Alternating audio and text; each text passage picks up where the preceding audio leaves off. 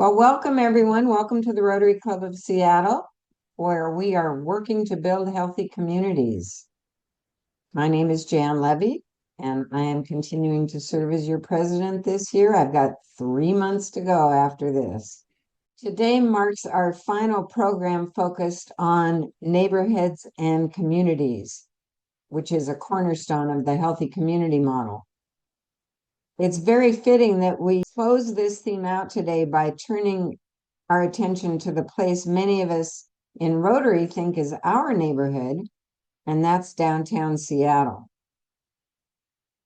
Let's be honest, downtown Seattle isn't just changing, it's being reimagined. Office towers aren't full, retail is reinventing itself, and questions about housing, safety, and public spaces are no longer separate conversations. They're part of a much bigger one being asked in cities all across America. What should a downtown be now?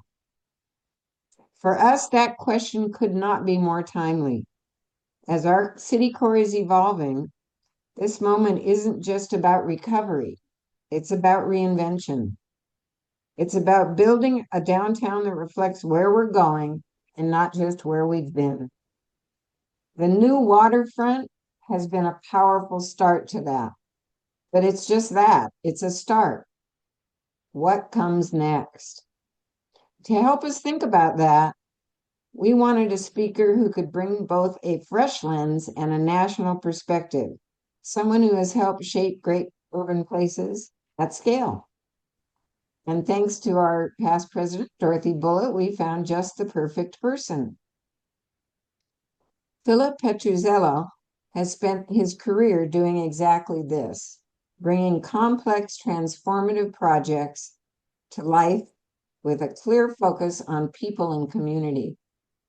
His work includes Columbia University's acclaimed mixed-use campus in West Harlem and the ongoing evolution of Battery Park City, projects that have helped redefine what a vibrant, connected urban neighborhood can be. Earlier in his career, Philip helped advance innovative approaches to affordable housing, work that continues to resonate today.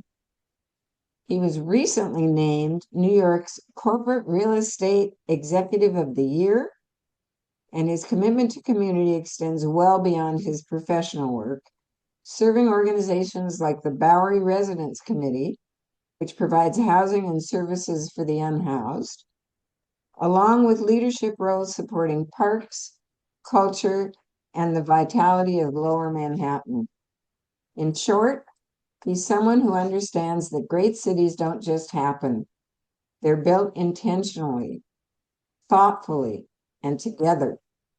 Please join me in giving a warm Seattle 4 welcome to Philip Pitruzzello. Jan, thank you for the great introduction, and to all the members of Rotary for this invitation. Today, I just want to share some experiences that may be relevant in some way to the evolution of downtown Seattle by drawing on some pretty unique experiences from New York and a few other places.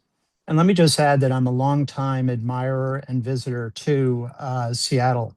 So I'd like to take you through some of the major changes in downtown New York and a case study from what was really a blank sheet of paper for Battery Park City.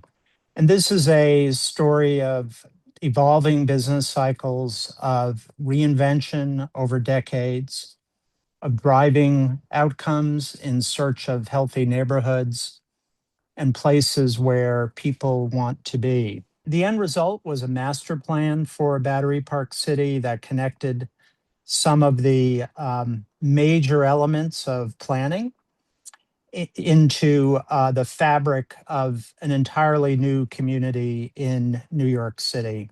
And this slide talks about early process of creation and destruction, two major planning efforts in the 60s and in the 90s, the financial district revitalization, and then the rise of Battery Park City to really create a place that brings people together. The next slide. So some background. So Jan mentioned Seattle's challenges, or alluded to Seattle's challenges. Well, there have been challenges in the past, and this headline is seared into the memory of those who lived and worked in New York City in the 1970s when the city was on the brink of bankruptcy. And a very interesting thing is that Gerald Ford, our president at the time, never actually said these words, but they became part of the folklore and really shaped psychology in New York City for a decade. Next slide. So I mentioned a 1966 master plan.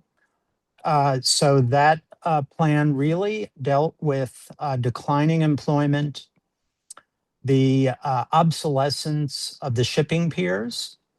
So at the time, out of 51 piers, only 18 were active, and those were really in very bad shape.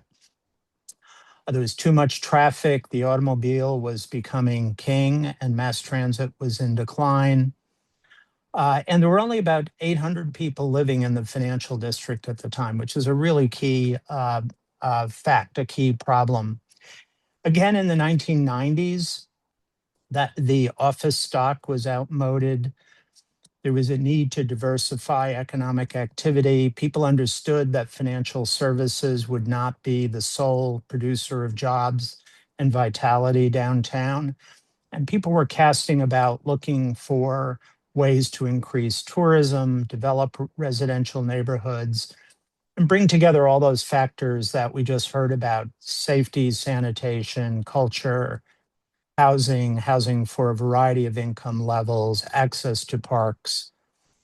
And that led to the further development of a master plan for Battery Park City that had been started in 1979. And it had focused on access to the waterfront and parks, creating a 24/7 community, very substantial tax and zoning incentives to encourage the creation of new housing and new office buildings, a welcoming and safe neighborhood, and affordable housing. Next slide. And here we go. So this was the blank slate. So in the foreground was landfill that was creating the basis for Battery Park City. The Twin Towers are standing there. This is taken from the 1970s. The residential neighborhood was yet to come. You could still see some of the remaining piers on the left-hand side.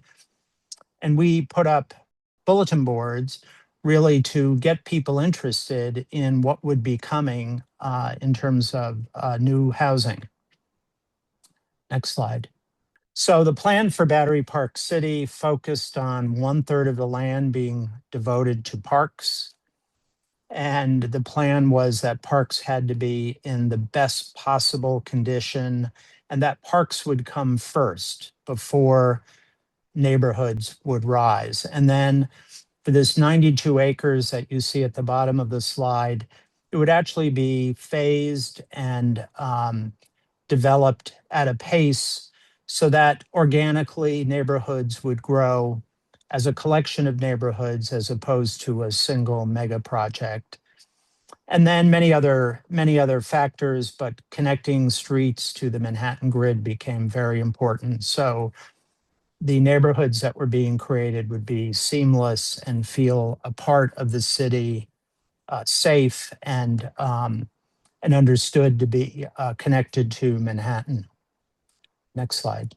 So culture was first and foremost from the very beginning. So here's the landfill and a group called Creative Time staged events like hundreds of people sunbathing, art installations.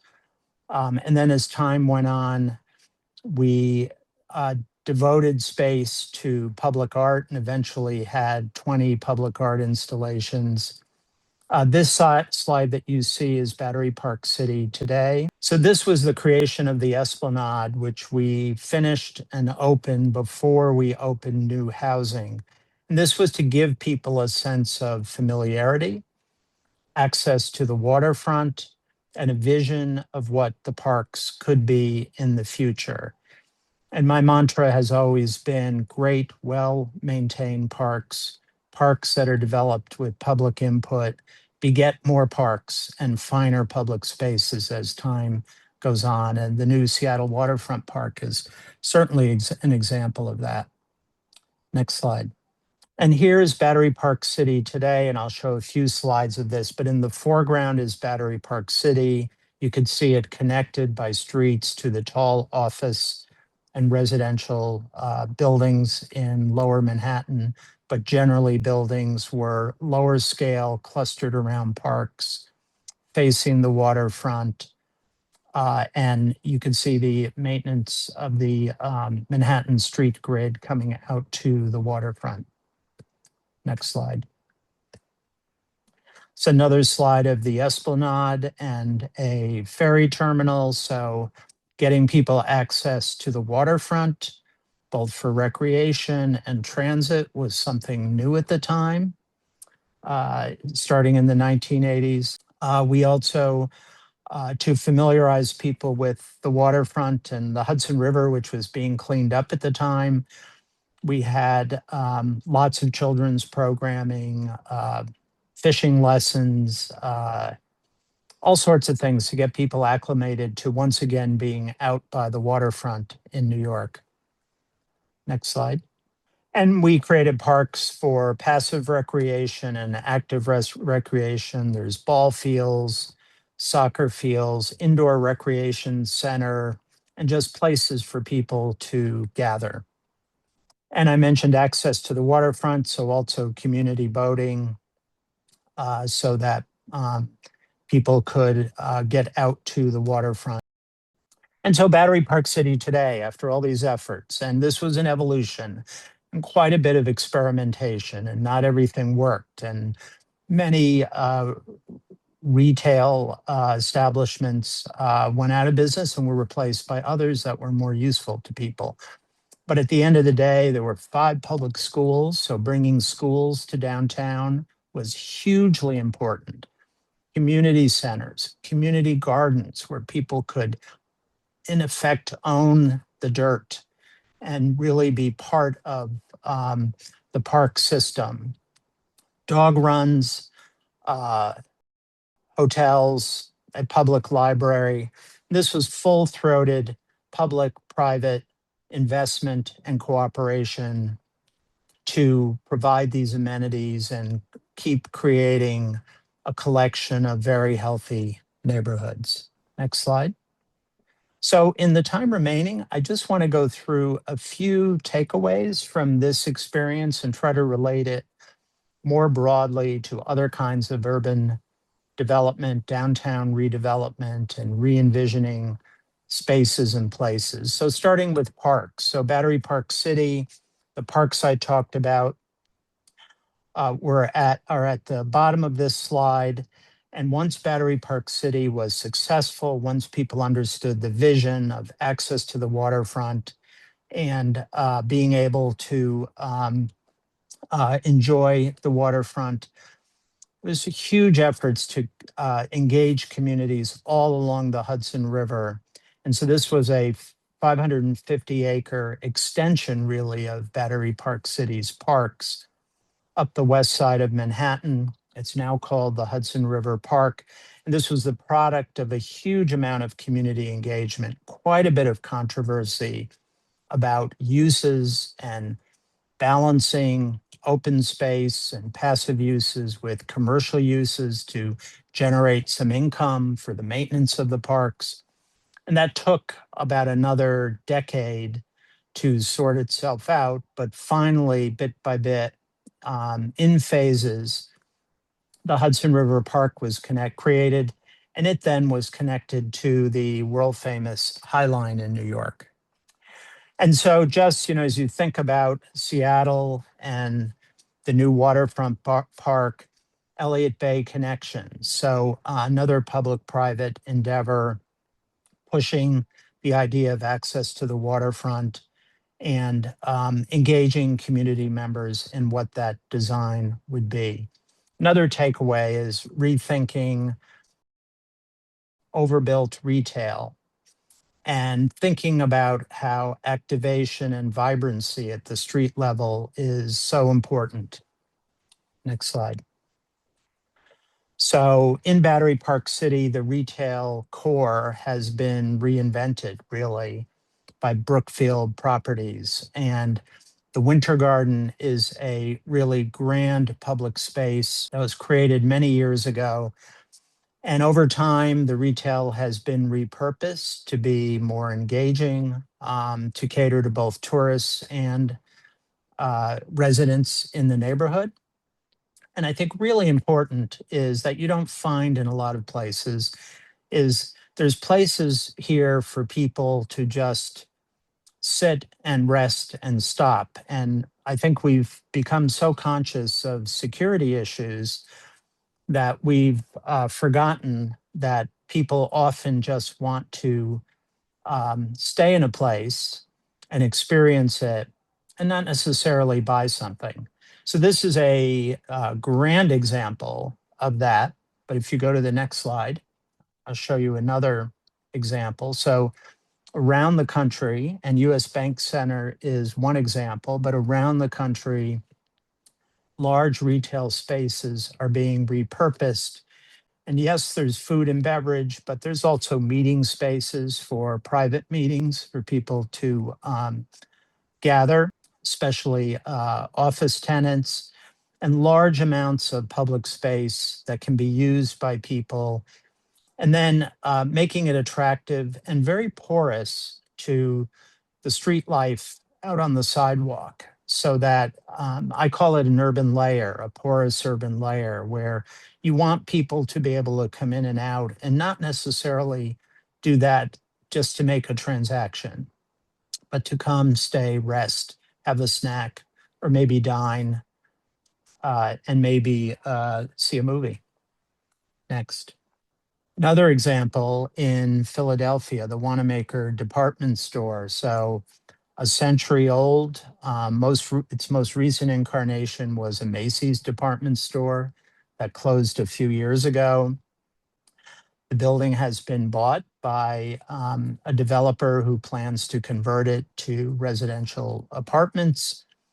But very interestingly, Opera Philadelphia is activating the Grand Hall in the department store and bringing people to it, establishing it as a place that it will continue as a place after the conversion of the building. But here you have just a great partnership of a tremendous institution in Philadelphia with a developer um, trying to activate a space and generate interest in the neighborhood. Next slide. And then you have things like Capital One cafes where people can come, get coffee, stay a while. It's really not quite a bank branch and not quite a Starbucks. And we'll see how these work out. But I think it's another concept that we're seeing spring up around the country. Next slide. And then I'd like to close with a few creative housing ideas, some arising out of the Battery Park City experience, and some I think worthy of note as Seattle thinks about how to handle the crisis we're in with affordable housing. So New Settlement Apartments was a block of 14 abandoned, bombed out buildings in the Bronx. Battery Park City at this point in time in the late 80s was generating a huge amount of revenue from ground leases on which all the properties in Battery Park City were built. So that money was being captured, rents and tax revenue was being captured and used to maintain the parks, used for operating expenses, used for sanitation, but throwing off a lot of extra revenue. And we figured out a mechanism to pledge that revenue to tax exempt bond issues and raise money to gut rehab these buildings and turn it into a thriving community of 893 apartments. That's now grown over time to about 1,500 apartments with a pool and community center and college prep activities and quite a bit of social services, catering really to a very low income population. And that's a tremendous success story of using a cross subsidy to rebuild an entire neighborhood. Next. The group that Jan mentioned that I'm on the board of, the Bowery Residence Committee, we are bringing back in New York a version of the single room occupancy building. We're calling it the modern SRO. So built to current standards, but individual units for singles that will have a separate bathroom and a pantry kitchen, not full cooking, but a refrigerator and a microwave and a place for people to sleep. And then within the building, wraparound services for mental health assistance and helping people get signed up for medical care and Social Security, communal cooking, communal laundry. We think this is going to be a cost effective and successful model to deliver services for the unhoused and do it in a way where we can also maintain the dignity and privacy for those individuals and have a slightly different model from dormitory style shelters that we also operate. Next slide. This is just a rendering of a typical room with this side pantry, and over to the left is a private bathroom with a toilet, shower, and sink. Next slide. Another example of an innovative way to finance affordable housing is something we call a home stretch model. And what we did is we went to the city of New York and we said, you're spending a tremendous amount of money sheltering the homeless in private housing, in the city's private housing stock, finding apartments and rooms for them. We want to build a 200-bed shelter, but combine it with 135 affordable housing units that have deep rent skewing. So really affordable to the working, very low income population. And we'll take the same amount of money you would have spent in the private market and use that extra money, or a not profit, we can use that extra money to subsidize the rents for the affordable apartments. If you go to the next slide. So this just shows the financial model, and it shows that of a total shelter contract of over $7 million, only 1.8 million of it goes to pay the rental costs, really the debt service and basic facilities costs. But of that, we can take about 400,000 a year and cross subsidize the apartments. So it's really a win-win. The city isn't spending any more money than it would have spent in the private housing market, but it's getting both a shelter and affordable housing and getting it built by a not-for-profit. And this is permanent affordable housing and a permanent shelter. Next slide. So another example out there is the Avivo Tiny Village Tiny Indoor Home project that opened a few years ago. And this is pretty innovative. Also, it's in Minneapolis. It's mini homes built within an old industrial warehouse. So it's an example of adaptive reuse with on-site services, but providing individual apartments for people to live in within this structure.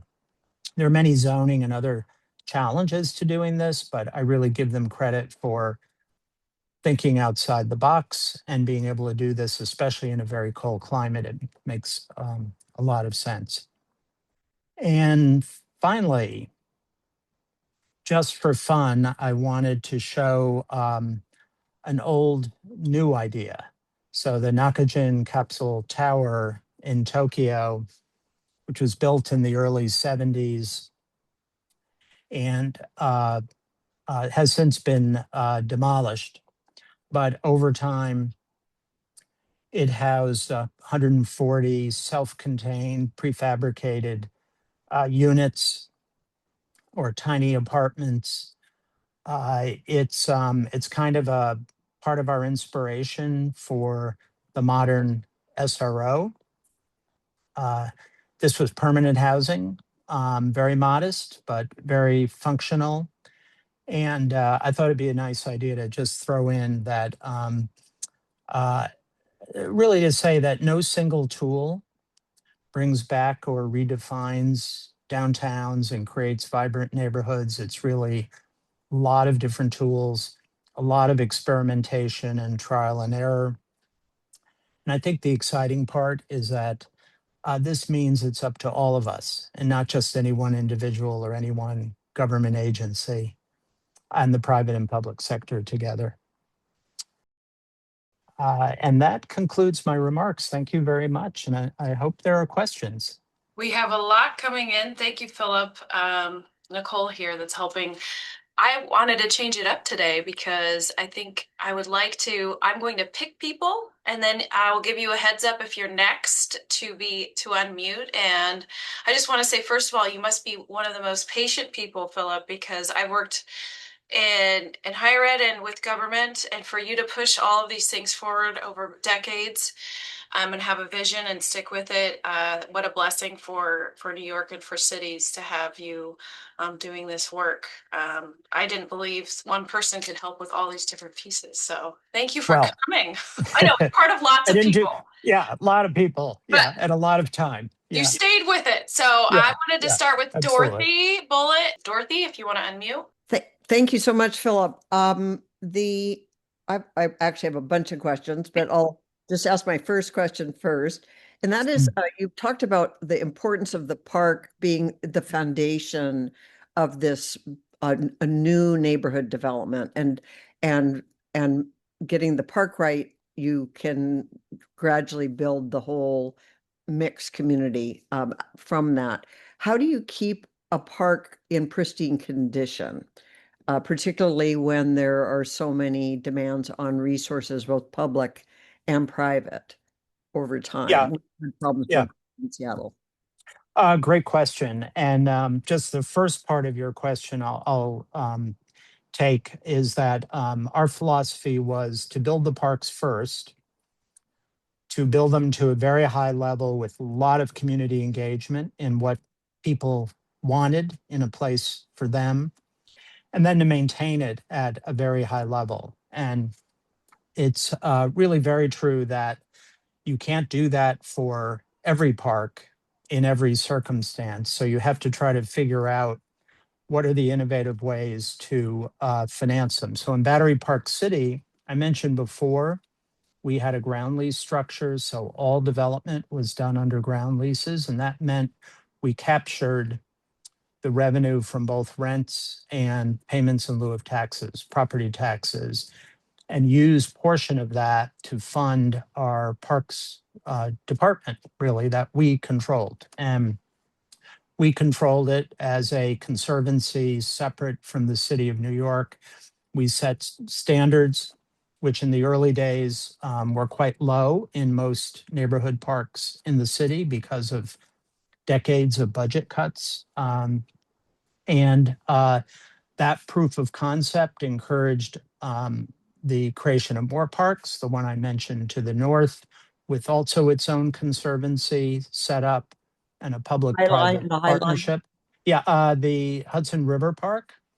And then the High Line came after that. I wasn't really involved in it, but sort of a similar concept, but different funding mechanisms. So the Hudson River Park has some revenues from the piers for kind of low scale commercial use, and that is dedicated to maintaining the parks, plus private fundraising and some government money. The High Line is mostly privately funded. So another answer to your question is for citywide initiatives. One thing we did when I was the chair of New Yorkers for Parks is during one of the previous election campaigns, we went to every council member and asked them to sign up for a pledge for 1% of the city budget to be dedicated to parks. And we got a tremendous response from that. It was a very popular political move. So it was advocacy really to bring on board elected officials to start thinking about their own neighborhood parks and seeing the political benefit in having money dedicated to improving those. And then the third is we went to some of the privately funded, well-funded parks where there were conservancies like the Central Park Conservancy and Battery Park City, and asked them to create programs where they would take their horticulturalists out into other parks, neighborhood parks. So kind of share the wealth, train young people to understand gardening, horticulture, park maintenance. And so those are some of the ways, but it is when you get away from a well-funded park, you've got to look for many different sources of income and creative ways to maintain a high level. We were very fortunate in Battery Park City to be able to show the way. Thank you. I have David next, and then I'll have Marcia. Hi, Philip. Thanks very much. This is a wonderful presentation. I love urbanism in all its forms. So just really following up on what you were just talking about, I mean, that's one of the great things about being on our waterfront is that we've got the Parks Foundation taking care of the maintenance and training folks to do some of the work here. So that model works and we get to see it every day here. So I have sort of a two-part question. One is that community centers are so important for the activation and like creating an anchor within a park. A park can be beautiful, but if you don't have that community center anchor, it's not doing what it's not meeting its potential, I think, in an area. And then two, and this one is because we're Rotarians, we care about water and sanitation. The restrooms. One of the things, like we went through so many iterations on the restroom here on the waterfront. If you could just talk a little bit about how that gets sort of folded into the overall planning. I know it's super basic, but it's also, having this safe egalitarian space as a restroom for guests is really important. Well, I'll start with the last part because the last time I was in Seattle, I was at the waterfront park and I was, quite impressed by it. And I'm actually a donor to the park as well. Small donor, but I'm a donor because I felt if I'm going to use the park, I should give back something. But I did check out the restrooms for that very reason. That's one of those things that community members often talk about. And so I was really impressed with that, but it requires a lot of maintenance. It's very expensive. So, it would astound people at how much it costs to both build high quality restrooms with high volume of people and then maintain them, but really crucial. And in Battery Park City, that came out of meetings with the community that was evolving and requests from parents and parents with kids and both for restrooms, other amenities, and community center. So I think a gathering place that's really functional, that you don't have to pay a venue fee or go through a complicated, time-consuming process, and what that can be programmed is really important because that then means neighbors will own the park in the sense of really have eyes on the park, call it my own, and not just someone else's park or not just a park for visitors and tourists. And so that ownership and people who will look out for sanitation issues, security issues, who will want to gather with friends and neighbors is really crucial. Thank And it's often overlooked by planners, but you hear it a lot from community members. Thank you. All right. Well, now we have Marcia, and then we'll have Jan. Thank you, Philip. I just wanted to ask if you can speak to use of minority contractors. I always hear in construction and a lot of projects like this, there's a lot of exclusion or just lack of diversity in the workforce and the people involved. So just if you can speak to that. Yeah, sure. This has been kind of a touchstone of my career over the years because of just the diversity in the labor workforce in New York City and the struggle really for minority and women-owned businesses and small businesses to get access to those opportunities. And Jan had mentioned I've done a lot of things at scale. And so when you're working at scale, you have to work really 10 times as hard to break things down and provide opportunities for smaller or newer entrants in the market or less capitalized firms. And so I've done a variety of programs. So at Battery Park City, we had both a contracting and labor program with goals to achieve. And I was evaluated on those goals. Same thing at Columbia University. But we also did things like a minority and women internship program for students who were studying real estate development. And a few of those interns I've kept in touch with over many, many years. One turned out to be the longest sitting member of our city planning commission.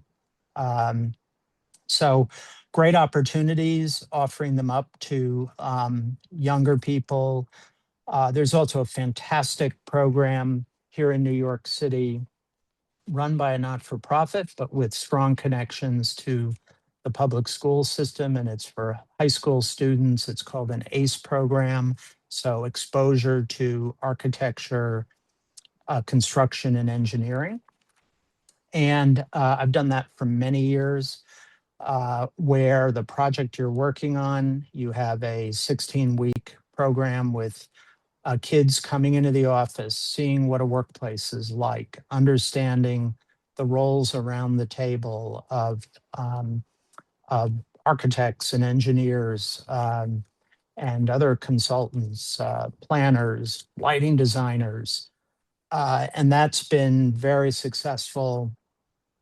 Kids have generally, some kids showed up with their parents. It was kind of sweet. You know, some of the parents wanted to come and just see what their junior or senior was learning, and the parents became very active, which sort of energized my team of project managers and getting us really interested in the students and how we were helping. But I think it's really key to, as you think about anything at scale, anything that involves public goods, to be making sure that you're providing a lot of opportunities out there. And that requires quite a bit of effort. You really have to train people on the ownership side to not see it as a negative or something bureaucratic, but as part of a mission. All right. Well, thank you for that. Jan, you're next. And then I think Dorothy will have our closing question. Thank you, Nicole. I'm curious about you called them SROs, modern SROs, and whether the people who are now living in Battery Park City were all for it. Did you get pushback? I know in Seattle, if we tried to build something like that where I live, we'd get a bunch of pushback. Yeah. And so I'm curious. Yeah, so we have found a site not in Battery Park City. So this is separate from that. We And at this point, sites are opportunistic, right? For the reason you're talking about. Either there's a problem with the site, maybe it's got environmental problems, maybe it's a parking lot, but there's a reason that it hasn't been used for something other than low-income housing. Maybe it's been government owned and it's sort of stuck and no one has paid attention to it. So siting is a real problem.